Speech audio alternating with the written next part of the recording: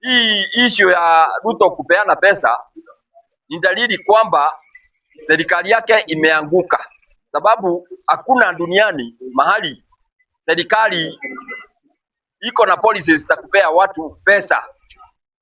Yani inaonekana ni kama ni hongo inapewa raia, which means corruption imedominate nchi ya Kenya, ambapo hizi pesa asijafanywa budget katika nchi ya Kenya zinatoka wapi? Which means serikali ya Ruto inapora ndio ilete kwa raia iwaonge na pesa. So Ruto, serikali yako imefail na sijui mwelekeo gani umechukua, ama ni nini kimefanya useme utapea vijana pesa. Inaonesha picha mbaya sana katika nchi ya Kenya. Tukijua vizuri saa hii tunataka development, sio kuongana.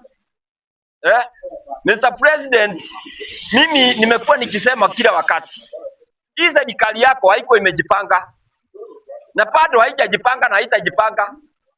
Ni mwaka moja imebaki, umefanya nini president? Isipokuwa kusema kupea vijana pesa, na ni wale walikuwa kwa street. Saa hii wamekuja na mbinu ya kutengeneza hospitali. Sasa unataka kudivert hiyo akili yao kwa pesa zile unatoa, wengine ukawanye, sababu ukiwapea pesa watachukua, lakini kuna wale watadanganyika. So serikali yako imeanguka, hakuna kitu itafanya, na wewe utakuwa rais mwenye historia mbaya sana katika nchi ya Kenya. Ni kama yule Idi Amin ama huyu wa Zimbabwe Mugabe vile alifanya, sababu wakati wote serikali inahusikana na pesa, nipe nikupe. Hiyo deal haiendagi bure. Huenda serikali inatengeneza pesa fake ambazo itakompensate kwa ile kupea handout.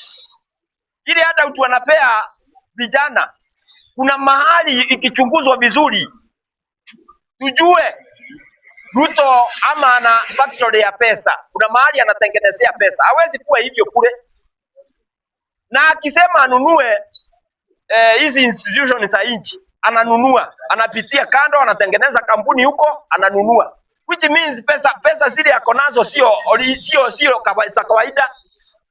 Kuna factory ya pesa katika nchi ya Kenya ambayo imetengenezwa kwa sababu ya kutengeneza pesa za kampeni.